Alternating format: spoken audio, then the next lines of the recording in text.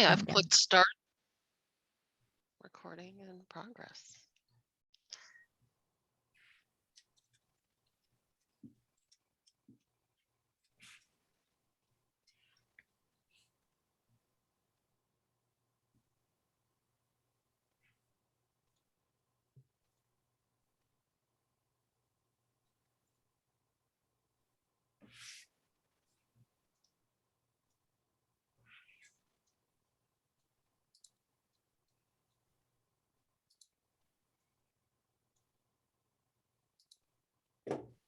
All right, I see people are filing in.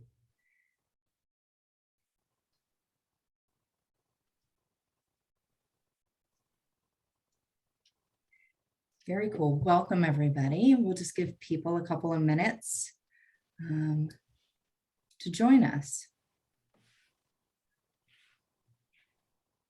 Caitlin, have you had an opportunity to get into the YAS sessions this week?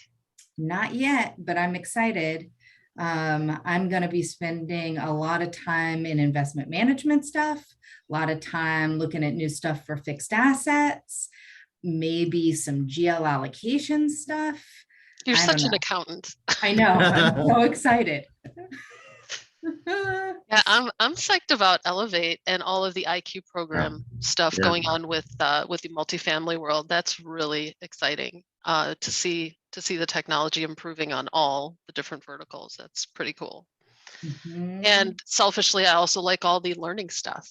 All the Aspire advances are amazing. So I'm super psyched to stay in the loop on what they're up to. So lots of new things going on. Geoffrey, have you joined anything yet, or is this going to be later in the day for you? I did join one already, also investment accounting, and plan on a lot more classes over the next few days. Yeah.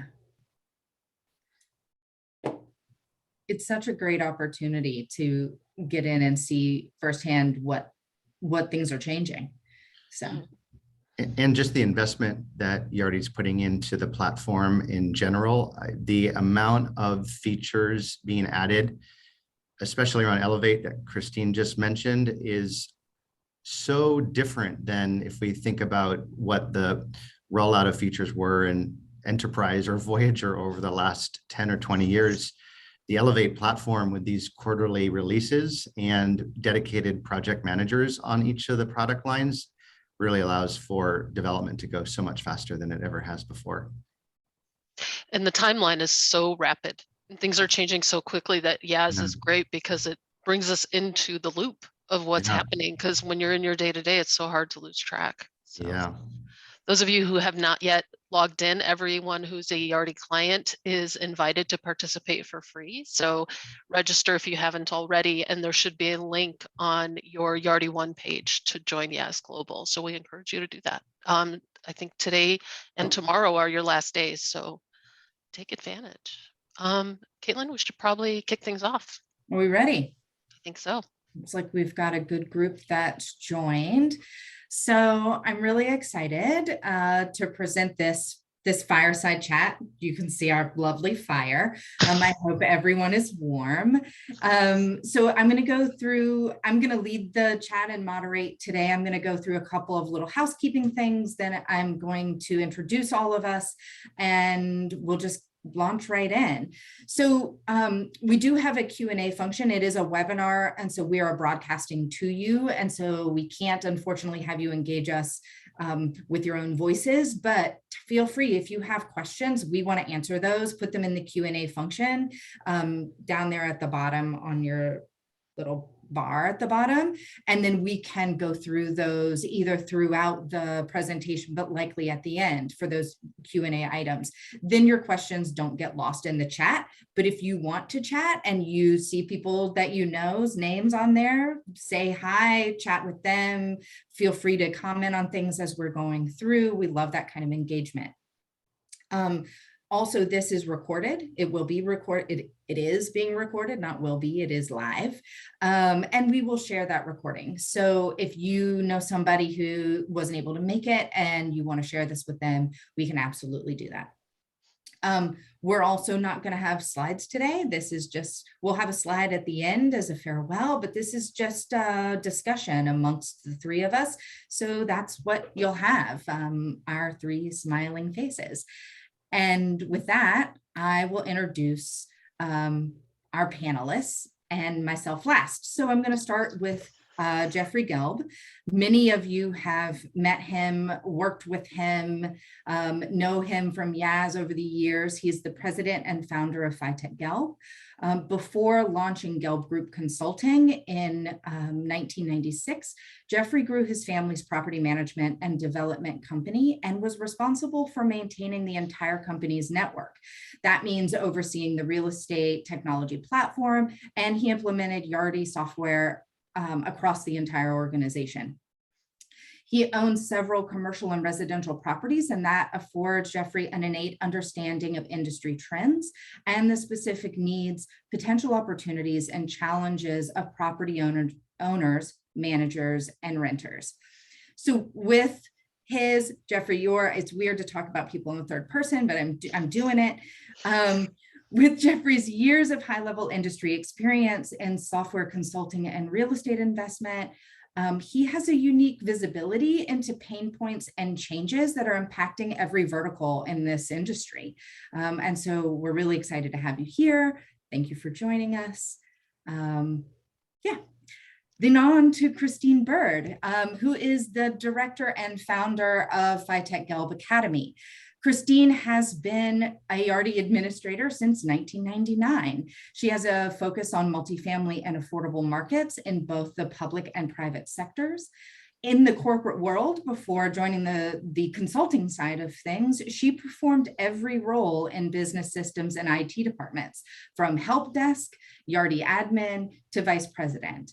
Christine joined FitechGelb in 2018 and has extensive experience in every aspect of Voyager implementations, as well as end user support, teaching, and training. She comes to this conversation knowing what it takes to build an effective Yardi admin team and how those teams need to support a business's operations. So thank you so much for joining us, Christine. Good to be here. Hello. And then I'll introduce myself. I'm Caitlin Kimmons. I'm a senior implementer at FitechGelb, and I'm also an instructor for FitechGelb Academy. I have 15 years of real estate accounting experience, and I've done every job in accounting from AP to VP. I have extensive experience implementing Yardi's accounting functions, both from a client perspective and as a consulting implementer. I joined the FitechGelb team in 2019, and I hold a bachelor's degree in education and a master's degree in accounting. For this conversation today, I bring an accounting operational perspective, right? I know what's needed for smooth operations and monthly reporting, and I know how critical it is to have cross-functional teams that support those operations. So it's always fun when the three of us get together and bring all those perspectives together. And that's what you're going to get today. So I'm going to dive right in. So we're talking about the state of the industry and things that we have seen change over the last few years. So Geoffrey, I'd like to start with you. Given your long view of this industry, do the events over the last few years, and when I say that, basically what I mean is the pandemic, compared to anything else that we've seen happen in the industry? And what are some of the main shifts that you've seen? Great question. Well, we can break it down probably into multiple categories. Maybe we start with technology, just because I'm the geek in the room. And with that, we were forced to use technology. Our clients, developers, the property managers needed to institute technology right away. Think about all of our clients and maybe some of the people on our call today that didn't have electronic lease signing or didn't have the ability to do virtual tours. And overnight, if they wanted to stay in business and rent their properties, wow, they had to get out their iPhones, Android phones, and start recording videos of all the available suites and all the available apartments and figure out a way to get those onto the internet. And so That's one example of where overnight our clients needed to leverage technology to their properties and to the corporate office. How many people were still sending checks with blue or black ink that needed to immediately figure out how to get facsimile signatures there or pay by electronic means.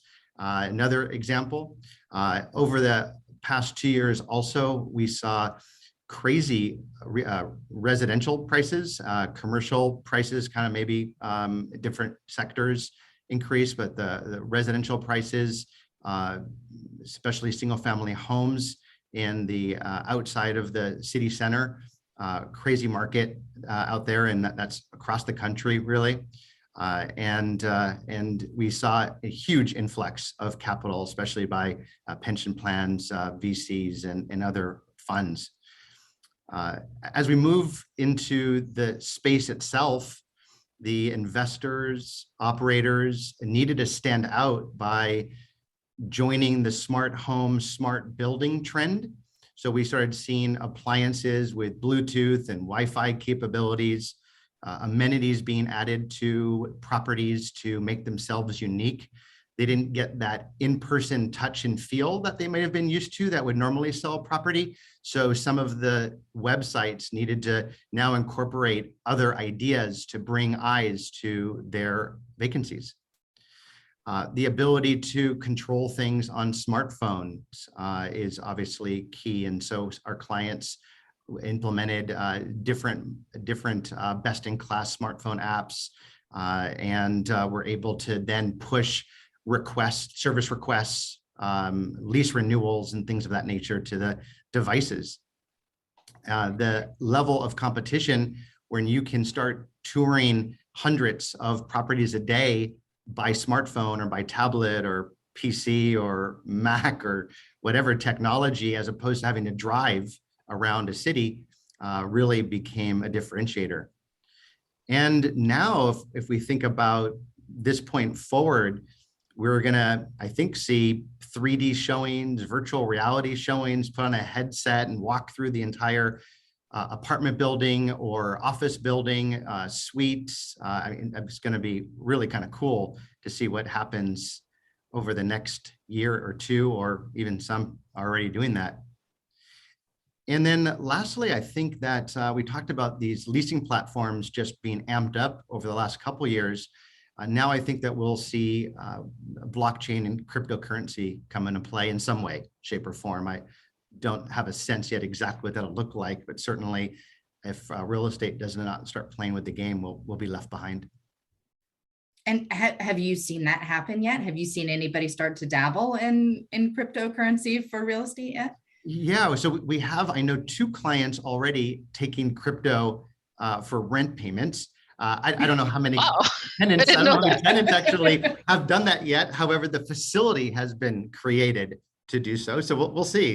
It's going to be interesting who wants to take the risk of accepting a Bitcoin or Ethereum for rent.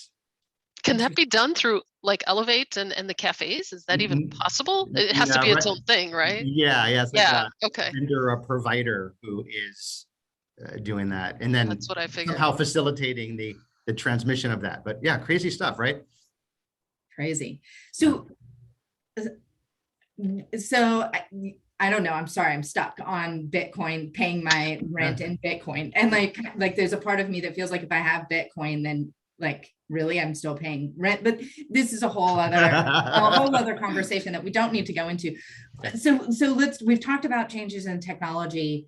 Let's talk about changes in our environment, because I feel like as we're talking about things being touchless, we're talking about not having all of those human pieces, and what kind of impact has that made on the physical environment or environmental policy?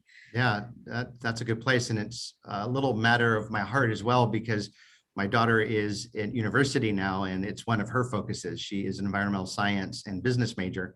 And so she brings me all this latest and greatest stuff that they're talking about. So it is a sector that I think has already started. Most people put it under the umbrella of ESG. which for those of you who are not familiar with that acronym, stands for environmental, social, and governance, or corporate governance. It's a new value driver for real estate. It's become a huge part of institutional investing. They are looking for ESG scores for their investments, which is pretty neat. That means that they're not just focused on the bottom line. They're not just focused on NOI or net operating income. Certainly that's a factor. They're not going to invest in something that they might take a loss on, I don't think. However, if they look at a balance between net income and also the ESG score, that seems to be what's happening with the institutional investors. There is what some people are calling a corporate consciousness around social and environmental factors. That's really freaking exciting. There is this focus on sustainability and social impact on what people are building, how they're building it, what their Energy Star ratings are. Are they innovating with public spaces around? Are they building affordable housing? Are they building social housing? Are they including special markets, and where are they building? These are all things that will impact their ESG scoring. There are also these green buildings. So when they do build, what electricity, how much electricity are they using? And are there smart buildings so that when you leave one room and go to another room, lights are turning off and thermostats are automatically being reset? Two clients that did a really great video show, Stream and Quadreel, built a building in Austin. It's called River South. It's a 350 some odd square foot, 1,000 office building. And the video they have on it is truly remarkable. It's the first of its kind that I know about, where as people are driving into the building, they can turn their thermostats to a certain temperature. So by the time they get up to the office, it's their preferred setting. When they leave the office and go to a conference room, again, it's following them around with the GPS and their telephones using a special app. They can order coffees or pay for coffees or anything in the cafeteria or restaurants. They can do some predictive measures too, as to if it's a weekend, then there needs to be a different usage of electricity.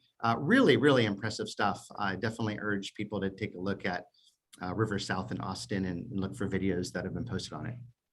I mean, that sounds amazing. You know, the ordering your coffee part is great, but what I'm more excited about is just to hear that this is trending, that social consciousness, that environmental consciousness, although it's always been kind of in the back of most real estate investors' minds and builders, it's amazing to see it get more prominence and get more attention. I think that's really encouraging. Caitlin, did you have something to add? Well, I was just going to say, as I'm listening to you talk, I see such strong connections between the increase in technology use and the ability to put sustainable features in place, right? So if you are adopting these new technologies, they can often go hand in hand with becoming more sustainable, not only in the housing or environments you provide your tenants or lessees, but also in the environments your staff work in, right? And that sustainability can, have such a positive benefit on everybody. I think as we're talking too about, how the sustainability impacts our residents, our lessees, our team members, right? There's a conversation now that is happening around physical safety that I don't think we've really had, or at least I haven't participated in prior to the pandemic. And can you talk about that? What changes have been made, around the pandemic office and just physical safety in general in dealing with other people? For sure. So already we've seen smartphone apps that require employees to reserve space in the office. So those companies who might be at a 25, a 33, 50, or 75% maybe now occupancy rate or space utilization rate in their offices, you need to check in or register, if you will, to be in the office that day to make sure that those numbers are being met. And that's certainly one thing that we've seen already. And there's some best in class apps, as well as some of the leaders in our industry who've done created apps as well. That's really exciting to automate that. Reserving conference rooms, we've seen even before the pandemic, but that obviously becomes more and more important now. Reserving public spaces in the office, like an area that might be near a lobby for personal phone calls or things of that nature. In the articles I've read and buildings I've visited, we are seeing elevator buttons that are being swapped out for like these antibacterial or antifungal things that they feel a little sticky. I don't know if anybody has seen those yet, but they have this little bit of a stickiness to them that apparently automatically kills bacteria or fungus or something on those. Pretty interesting. And then light switches. Now, one place I've been to had the light switch. It said it's an antibacterial light switch. Never even heard that terminology until about 3 months ago. So that's kind of an interesting shift in using technology for our actual building hardware. Then we've seen, I think we all have seen, if we've been to hotels and buildings around, there are plenty of signs that say, we wipe these counters every hour or something like that. So coffee shops have a lot of that, restaurants, definitely when you step onto an airplane these days, they have all these signs that say, we've wiped this surface down for your protection. We've got branded new names for brands of Clorox and companies like that have created their own little registered trademark on what it means to clean their surfaces and buildings. So we'll, I guess, continue to see that. And I'm guessing some of the building operators, multifamily and commercial, will start putting out releases around what they do from a janitorial standpoint. And maybe they're cleaning the lobbies with a certain brand or a certain antibacterial substance, and do that maybe more often. So that's going to be interesting.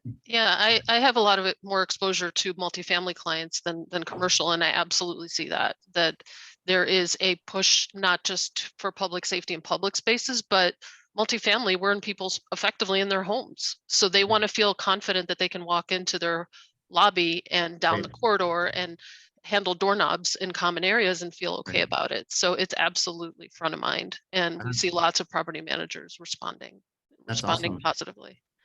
Yeah, I mean, before the pandemic, we saw all these really cool uses of common areas that you're talking about, Christine, where they would kind of pop up for maybe in an office building, a pop up for a meeting or a social event, multifamily, Super Bowl or some other event. And I think getting more outdoor spaces where people feel comfortable at least at this point, to have those events. Yeah. In the world of the residential property manager, it's going to be interesting to see what the trends are for the rest of the year. We've read articles on how Apple is shifting to like I think they say 4-week allowance to be working from home, but no more. They're going to want people back in the office.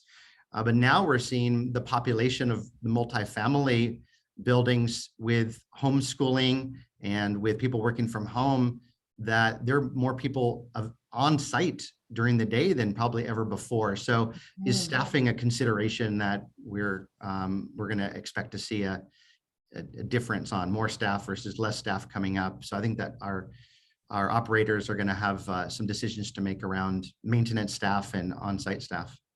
And what about an impact on infrastructure in multifamily? Because I mean, it's one thing to have Wi-Fi enabled individual units, but I mean, now if everyone's on Wi-Fi, if you've got a high percentage of residents online, we need to consider that. I've already experienced that in hotels, where if you're at a hotel that has inferior Wi-Fi, it really affects your experience if you're working in that hotel. So now we're working at home, you've got to think about it. And then, those common area costs as well, right? Lights that may have not been used during the day, or areas of the building that may have not been used during the day in the multifamily sector. Now everything's being used. People need to get out of their apartments and get a little bit of use all parts of the site. For sure. It's fascinating to me how much you have to think about as these tiny things change. You don't think about well, I guess we do now, right? Now we think about what happens when everybody's home all the time, right? How does that shift, how you have to staff things, how you have to think about your infrastructure. As we've watched this over the last 2 years, and this could, please, both of you feel free to pop in. We've been engaging with clients as they have been navigating this for the past 2 years. Yeah. And I'm interested in the question in two ways. One, Geoffrey, what have you learned as not just a client, but also an owner and operator, right? But then also watching our clients deal with this. What are some of the major lessons that have been learned over the past 2 years as all of these conversations have been happening? Yeah, exactly. Well, one, not only as an owner operator and yes, as that, but just as a member of society in the pandemic, did we get a wake-up call, if we didn't know it already, that we're a global community and a global economy, right? Do we know that we were dependent on things like toilet paper and toothbrushes for in transportation, and people not being able to get their goods and services, or goods, I guess I should say, from place A to place B, like overnight? That was a crazy situation. But also, I would say that how dependent are we just on human resources, that we run all of our day-to-day operations, things, companies. How many people were not where we expect them to be because of being sick or scared of being sick or whatever the case might be? And when resources weren't available, how quickly service quality dips and customer satisfaction goes down and employee happiness goes down, then stress increases and businesses go under. And I think it causes things like the Great Resignation, and it causes people to be emotionally ill, et cetera. So, I mean, I think as an operator, we, first of all, of course, see turnover at probably the highest rates that I'm familiar with. And the cost of doing business increasing dramatically overnight. And I think we're still seeing that with inflation numbers that have been posted. We saw some companies do a really good job with lower resources, or fewer resources, I should say, staffing shortages. We saw others lack the agility to pivot, and they were kind of stuck in the mud with the quote unquote old ways of doing things. And I think that we saw those companies either go out of business or having staff issues or personnel issues. And the term that obviously rose to the top in over the last 2 years that I've been hearing, and we've all been hearing, is the essential worker. Yeah. And what that really means, and how valuable the foundational workers are in our society to make things function. And so much of what falls under the umbrella of property management is considered essential, whether it's maintenance or staffing at a person's home or any of that. So I feel like I'm hopeful that a light has been shined on the fact that these are essential roles, and there needs to be attention placed on those roles if and when there is a lack, whether it's in staffing or resources, or an emphasis in our budgets or otherwise, to make sure that those essential services and that our essential team members are getting the support that they need. So that has really, I feel like there's a ways to go. I think that there's definitely attention, but it's nice to know that people are starting to see that, because we need it. We need to function with that. I feel like as we're that it pulls me into my next question so nicely, because there has been, I feel like for me personally, prior to the pandemic, I was often asked, right, is technology going to replace people? And in accounting especially, right? This has been something that when I was managing accounting departments, I had young staff members come to me and say, is this a legitimate field for me to go into? Or am I going to, move into AP and then get replaced by a computer? Right. And I think prior to the pandemic, we might have answered that question a different way than we would today. I think today we would answer the question, no, people are still very critical. We may need to re-envision how people sit in these roles. Right. People are so critical to making sure that our organizations run smoothly and give the quality of service that we want. So with that, I'm gonna go to my next question, which is really around the Great Resignation, right? Which is something that we've all heard. It's in the news every day. It's impacted every industry. But I will say that when I'm talking to clients, I hear about it all the time. There was a Gallup poll that was done recently that says 48% of currently employed people are actively looking for their next job. 48%. And Gallup, staggering, right? I mean, if you think about just your colleagues, right, that's almost half of your colleagues today who are looking for their next role. And what Gallup found that was so interesting is that it wasn't about money. People were leaving organizations because they don't feel engaged. They don't feel valued. They don't feel a sense of belonging, purpose, and well-being in their jobs.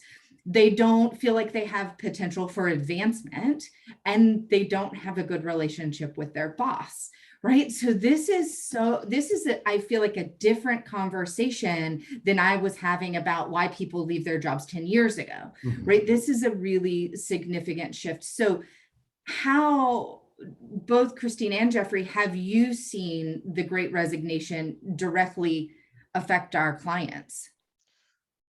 So one of the most obvious changes is simply the immediate lack of capacity. You lose a team member often, if all goes smoothly and well and it's amicable, you get 2 weeks. I mean, to get somebody in that seat in 2 weeks that has that much industry experience and just knowledge of your business is next to impossible. So there's always going to be that gap.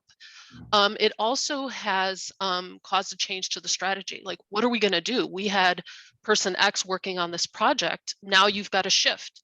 You've got to realign your goals. You've changed your strategies, and you may have to redirect. So ambitions or objectives that you had for your organization may now have to go on the back burner while you figure out your staffing issues.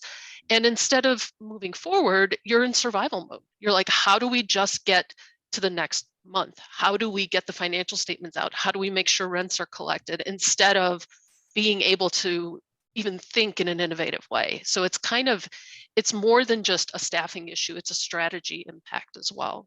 At least that's what we're seeing. I've seen that as well. I've also seen, for those organizations who are able to continue with their forward momentum on implementation projects and things like that, I see an increased implementation time. I might have a change in staffing from the beginning of an implementation to the end, right? So I've got I start out with team A, and then by the end, we're doing the same project, and I have a completely new team B that I'm working with as I'm implementing a new module. And what that has serious implications. Not only am I, learning and engaging with new people, those people are learning their jobs and learning how to do the implementation, and it affects my trainings. It affects the testing that we're doing. We may have to redo testing multiple times to make sure that the new team members are engaged. Right. And then another big thing that people, I think, overlook sometimes is that it can affect the design, because the team members who were originally saying, this is the pain point I want to solve, now the new team members haven't experienced that pain point. And so they may either think about it a different way, which could bring really positive components. I'm not saying all of this is negative, right? Getting new blood in there can sometimes really give you new opportunity, but it does change that implementation timeline because you're getting people up to speed. And so that's a way that I've seen a lot of the projects that I work on a daily basis shift, just because over that course of time, those resources change. And the reality is too, that when a project shifts, it could have a major impact on the overall scope of the project. And that scope was something that was really carefully thought out months in advance. And now you're re-envisioning, and that's added time, which can also impact the deliverable. So, I mean, Geoffrey, can you talk a little bit about what that does to the cost of a project? Is it right? Yeah, you took the words right out of my mouth. Not only everything that both of you just spoke about definitely then bubbles up to the C-suite and our budget reporting to them, and how could we possibly do it in the timeline like Caitlin talked about, and in the budget that we talked about, when we have to now plan for additional training, potentially changing documentation, changing training agendas, changing the design document, and on and on and on. These all just cost time and money. Yeah. So I want to talk about money. I want to talk about like anybody. Okay. Love it. Money. Those of you who are on here that know me and have worked with me know that I am extremely direct. Some love it, some don't, but here we are. We're going to talk about the cost of this, because it's costly, and our partners, our clients, are suffering from these costs, right? So replacing an employee costs a lot of money, and I don't need to go into the details of that, but what I can say is that recruiting costs alone, as I'm sure everyone on this webinar knows, can be 25 to 30% of a starting salary, right? So and that's not including, onboarding costs, training costs, all of these other pieces. This is just a sunk cost out the door. You're going to pay that for recruiting just to find the talent. And then you don't know how that new person may fit with your organization. So we started to offer the academy, FitechGelb Academy, before the pandemic even started. And originally, this was a way for us to support a growing need for Yardi administrators that we saw across our clients. But now we've seen the conversation start to grow and change around how do we invest in staff? How do we retain staff? And we've seen this shift over the course of the pandemic. So I'm interested to know, how has that conversation changed around investment in staff, if at all? So, I mean, if we're being blunt, it's not changing. It really hasn't been addressed. Well, I shouldn't say that with absolution, but it is not changing as much as it should. It's not really being addressed in any big way. And evidence of that is that when positions are vacated, there's a search for a candidate, but they don't always replace them one-to-one. Like, just because somebody leaves doesn't mean they're going to bring in the next talent, whether it's a restructuring of the organization or simply the inability to find a suitable replacement. So what happens when you have a team of 6 that is now a team of 5? The responsibilities of that lost individual have to be spread around, and you're putting more weight on the folks who are there. And what does that lead to but continued dissatisfaction? That could potentially propagate more resignations, because now you've overburdened folks who are still there and who have previously given their all, and now they have a higher burden. So the priority for them, and what happens with all of that, is you're not going to take the time to invest in additional learning or training for the people who are left, because you know what, they're busy. They got to keep up with all the stuff that their predecessor left behind. So you're stuck. It's like you've got extra people, or fewer people doing extra work, and the inability to find a way to get them up to speed and give them confidence and strength in the skills that they need in order to continue in these newly assigned escalated role. So one of the things that we also have experienced is that we hear from our clients that, well, this is just how it is. This is what we deal with. This is people leave, you got to train them. And us as partners with our clients, you're like, well, it doesn't have to be this way. It is this way, but why can't we as industry leaders focus on these issues just a little bit differently? Why can't we take this opportunity to foster growth of those people? And instead of just tolerating the status quo of how things have always been, this is an opportunity. This is an opportunity to elevate the people who are staying with us, those who do have strengths and are loyal, to make them feel a part of the group. You know, this is an opportunity to invest in the team members, the ones who have stuck around and who are left and who now have additional responsibilities. This is your opportunity to make things better for them and make them feel valued and make them feel engaged and help them feel belonging, like the sense of belonging in the organization. So when they see that potential for advancement, then, you know, all of a sudden the boss is putting forth an effort to invest in them. And they're like, hey, you know, boss over here who's been kind of getting us to do a lot more work than we were willing to do, they're looking out for me. You know, they want me to do better. They want to invest in my ability. They have a genuine interest in my success instead of being, you know, creating a source of tension between the employee and the boss. It's like, okay, you know, there's something here for me. And I think that's an opportunity that, you know, I think it would be awesome if we could take advantage of this moment in that way. Yeah. Absolutely. So I want to do two things. One, time check. We've got about 5 minutes left in our kind of discussion portion of this, and I want to make sure that we leave plenty of time for people's questions. I know that there's already a couple that have come through, that are coming through. So I want to make sure we have that available. But I've got one more question for our kind of general conversation that we're having here. You know, where do we fit, FitechGelb? As an organization, we provide consulting services, right? And on the face of it, it would appear that consulting services alone don't seem to answer the larger questions that we're raising here. Is that accurate? Can we as consultants help address these larger issues? Well, just because we haven't doesn't mean we can't. You know, it's one of those things where just the way it is doesn't have to be just the way it is. You know, this is an opportunity for innovation and for looking at things just a little bit differently. You know, we have innovated another way to support our organization because we've got that experience. And we don't just have the opportunity to step in and help with your projects. We can also step in and help with bringing your team members up to a new level of experience because we have that knowledge to share. So if we have that knowledge and that experience, why not offer that to our clients as a value add? You know, why does that have to be something that we keep so close to the vest? Let's empower you and be a partner with you and not just someone who comes in and then, you know, is helpful for fits and starts. So, you know, Geoffrey, can you talk a little bit about that, like kind of our larger vision? Yeah, well, I love how you used our mission of empowering you.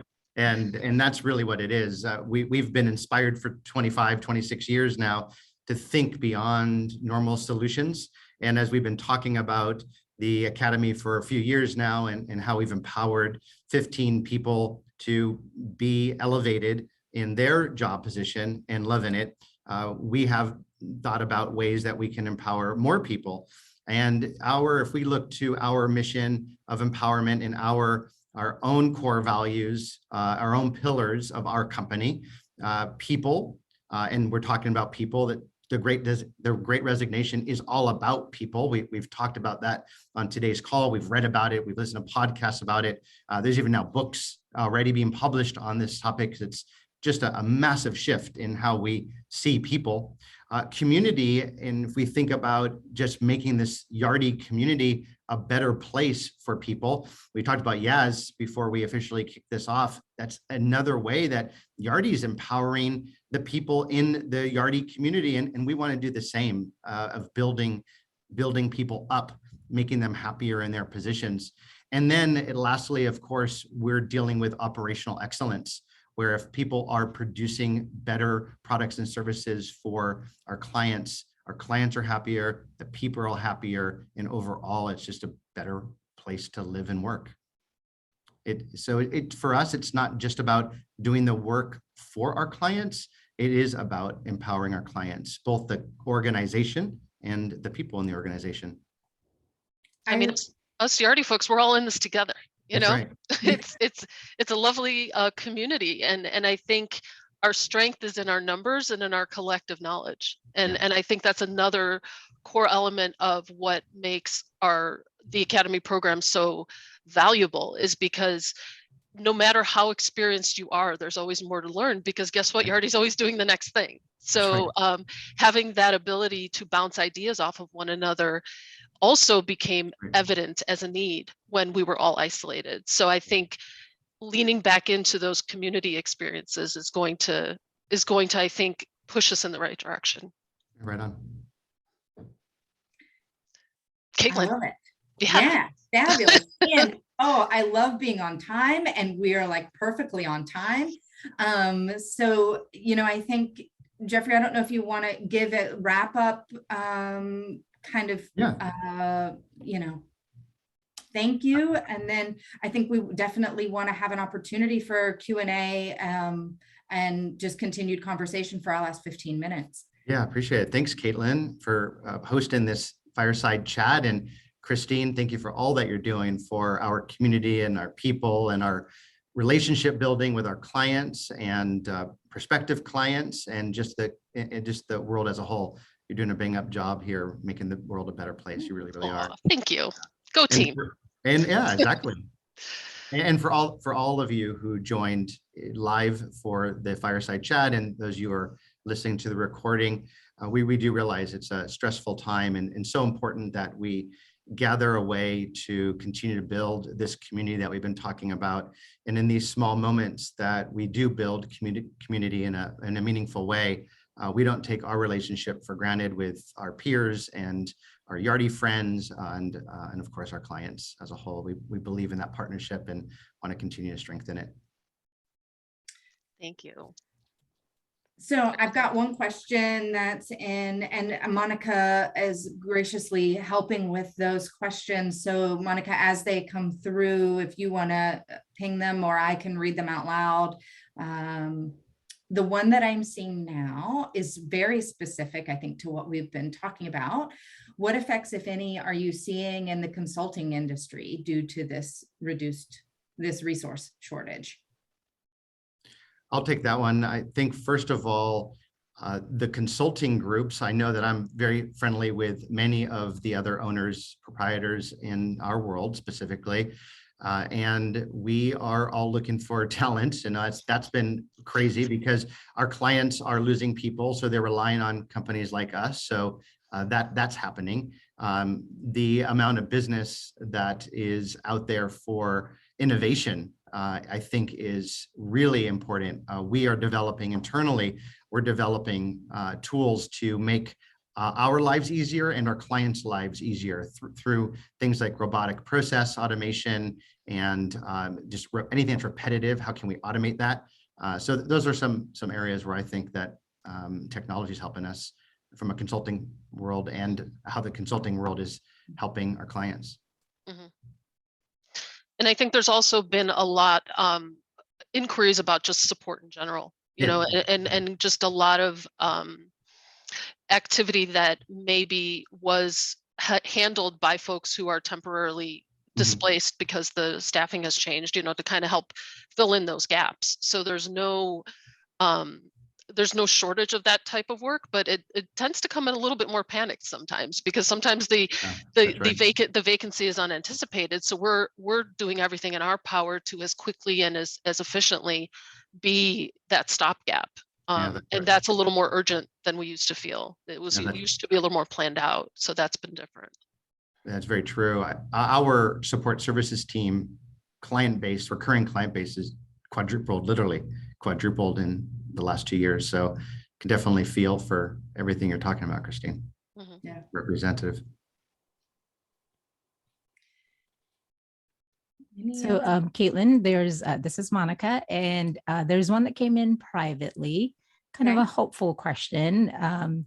Given your, big view of the industry with all of your clients, if you could share for those ahead of the curve, what are some of the best practice solutions that are succeeding among your clients? Maybe something that people can take away and, something actionable for folks. Well, yeah. You want to take that one, Caitlin or Geoffrey? Yeah, I've got an idea. Geoffrey, you go first, though. No, go for it. No, please. For me, I think that one is stay close to your community, network with people, call people, interface with people. I think it's really, really key at this time where you're just like with these type of fireside chats is get in front of what people are up to. You're going to hear stories firsthand from them as to what's working and what's not working. This is a real event. This Great Resignation is a true event, and that's been challenging. But then also, again, coming from the geek side of things, where can you use technology? Where can you leverage repetitive tools to automate things? There's so many tools in the Yardi arsenal that can be that can take the human element out of it. And, bank reconciliations and balance sheet reconciliation tools, automated reporting, on and on and on, that where you can refocus human capital to do more analytics and higher important things than just those repetitive tasks. I have something to add to that too, and you're probably thinking what I am, Caitlin. Maybe we'll see, but I'm going to go first. So with that, I feel like for me, the biggest thing that I see as best practice is being proactive instead of being reactive, right? And taking the time and saying to your teams, training, education, and this investment might make your workday today a little bit longer, but it's going to make your workday tomorrow so much more successful. And so let's take this time and let's take the opportunities for investment and take the opportunities for learning and take them now so that we don't have to live in this continual state of churn, right? Like, does it, is it an extra hour or two to do those things? Yes, absolutely. It can't be avoided, but the long-term impact of that proactive approach is significant. Mm-hmm. And so that's really what I've seen is, even though, like, taking that moment to pause and assess, even though I'm in the midst of chaos, right? I need to focus on training, focus on learning, because how do I even know how to implement those new reports? What things are available for me to automate, right? If I'm just sitting in the churn of how I used to do it. So that investment, that proactive thinking is critical. So I was going to say something different, so that's good. Good. So Geoffrey, you had mentioned about how technology is making people's jobs easier, and in some capacity, they can automate processes that don't have to be as tedious. But another area where automation can actually improve the experience for the staff is it allows them to refocus on those things that generate revenue. It allows them to build the relationship. I, as a property manager, if I'm a property manager, do not have to worry about my budgets being tied out to my other XYZ stuff. I can focus on building a relationship with my residents. I can focus on making sure that my team, my internal office team, feels included and that their needs are being met, and not have to deal with software issues. So the fact that your operations is running smoothly, and for organizations we've seen where the operations do run smoothly, they have a higher overall employee satisfaction, which then in turn is what your clients see. It's what your residents see. It's what your tenants, your owners and investors see. So I think it all just kind of, that well-oiled machine, as it were, really does lend itself to just a general improvement of morale. Yeah, well said. Really well said. So let's get there. I think we can all get there. I think this is a moment. Agreed. For sure. Monica, is there anything else in the conversations that we can speak to, or are we good? There was one but it was related, and I feel like you kind of answered it, but you know how there are some real people behind the real estate industry, and they're so good at fostering community for their residents.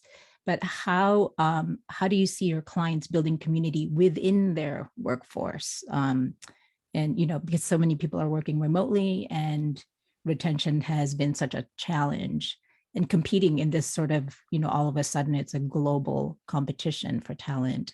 So maybe, in part, you've kind of answered that. All the panelists, Geoffrey, Caitlin, and Christine, have all answered this in pieces, but if you can add anything or elaborate on anything to close, that would be great.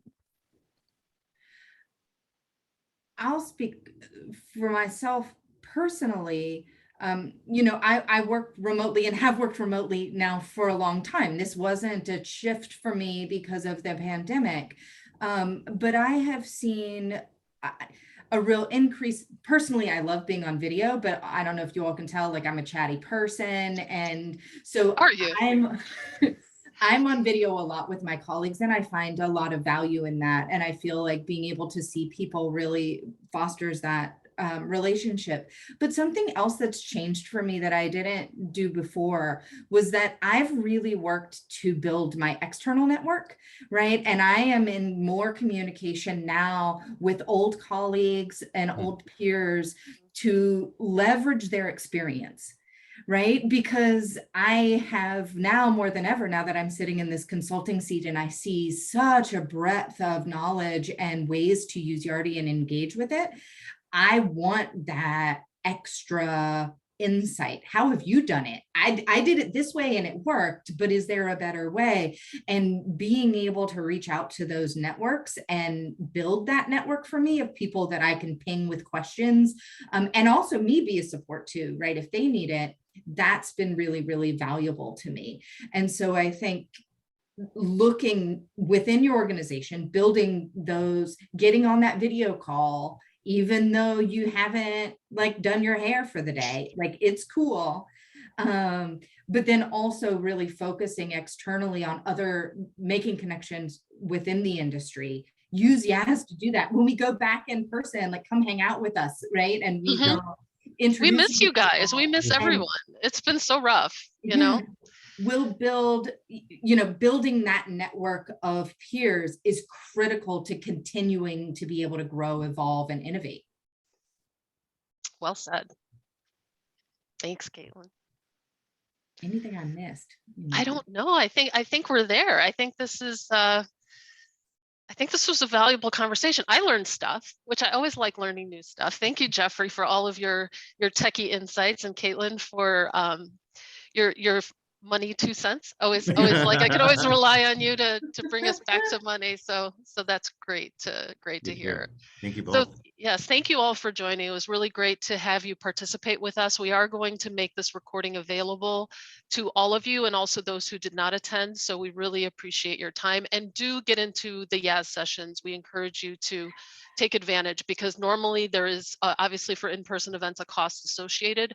For the Yaz Global Experience online, there is no cost. It's free to all attendees. So there are literally thousands of folks out there that you can interact with and exchange ideas with. So it's a networking opportunity that's unparalleled anywhere else. And if everything goes smoothly, we'll see you in the fall at Yaz in San Diego.